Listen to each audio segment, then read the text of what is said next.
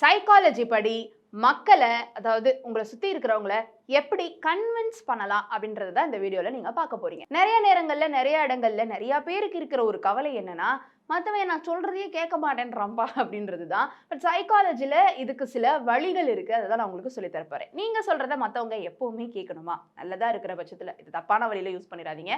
Number 1, இந்த ஒரு குட்டி டிப்பை பயன்படுத்துங்க. என்னன்னா, உங்களுக்கு ஒருத்தவங்க ஒண்ணு செய்யணும் அப்படின்னா முதல்ல நீங்க அவங்களுக்கு ஏதாவது ஒரு உதவி பண்ணுங்க. அப்போ மனுஷனுக்கு சாதாரணமாவே ஒரு சைக்காலஜி இருக்கு.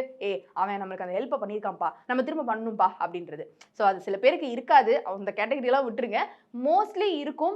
அவங்க வந்து என்ன பண்ணுவாங்கன்னா, நீங்க பண்ண உதவியை ஞாபகம் வச்சு நாளை பின்ன உங்களுக்கு ஒரு உதவி வேணும் அப்படின்னா அவங்க வந்து பண்ணுவாங்க. இந்த மாதிரி நீங்க பீப்புளை கன்வின்ஸ் பண்ணலாம். நம்பர் 2, உங்களுடைய அத்தாரிட்டியை எஸ்டாப்ளிஷ் பண்ணிட்டே இருங்க. உங்களுடைய கான்ஃபிடன்ஸ், நீங்க எவ்வளவு கான்ஃபிடென்ட்டா இருக்கீங்க, உங்களுடைய அறிவு திறன் என்னென்ன விஷயங்களா உங்களுக்கு தெரிஞ்சிருக்கு அப்படின்றத கான்ஃபிடென்ட்டா அப்பப்ப சில சில பிட்டுகளை நீங்க போட்டுட்டு வர வர அடடே நல்லா படிச்சவங்களா இருக்கிறாங்கப்பா அப்படின்னு சொல்லிட்டு நீங்க எது சொன்னாலும் கன்வின்ஸ் ஆயிடுவாங்க. நம்பர் 3, ரொம்ப அவங்களுக்கு அவைலபிளா இருந்துடாதீங்க. என்னதான் நீங்க ஃப்ரீயா இருந்தாலும் மக்களுக்காக எப்பவுமே அவைலபிளா இருக்கிற ஒரு பர்சனா காமிச்சுக்கிட்டீங்கன்னா உங்க மேல இருக்கக்கூடிய மரியாதை போயிடும்.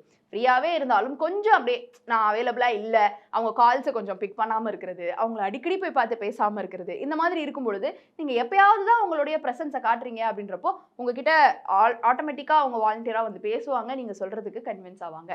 Number 4, the foot in the door technique அப்படின்னு சொல்றாங்க. அதாவது ஒருத்தவங்க கிட்ட இருந்து உங்களுக்கு ஒரு பெரிய உதவி வேணும் அப்படின்னா ஃபர்ஸ்ட் சின்னதா ஒரு ஃபேவர் கேட்டு பாருங்க. அந்த ஃபேவர் அவங்க பண்ணிட்டாங்க அப்படின்னா கண்டிப்பா அவங்க கண்டிப்பான்னு இல்லை, கிட்டத்தட்ட அவங்க அந்த பெரிய உதவி நீங்க கேட்க போகும்போது அதையும் உங்களுக்கு பண்ணி கொடுக்கறதுக்கான வாய்ப்புகள் நிறையவே இருக்கு.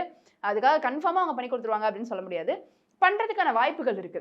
ஏன்னா இந்த சின்ன உதவியை உங்களுக்கு பண்ணணும்னு நினைக்கிறவங்க, உங்களுக்கு உதவி பண்ணணும்னு நினைக்கிறவங்க தான் இப்படி போட்டு அப்படி பெரிய மீனை பிடிச்சிடலாம் அப்படின்ற மாதிரி பண்ணுங்க. பட் இதை வந்து நீங்க தப்பான முறையில யூஸ் பண்ணக்கூடாது. சரியான வழியில உண்மையிலேயே உங்களுக்கு ஒரு உதவி தேவைப்படுது அப்படின்றப்ப யூஸ் பண்ணலாம். ஆல்சோ இன் ரிட்டன் நீங்களும் உங்களுக்கு ஒரு உதவியை பண்ணி விட்டுருங்க. ஓகே.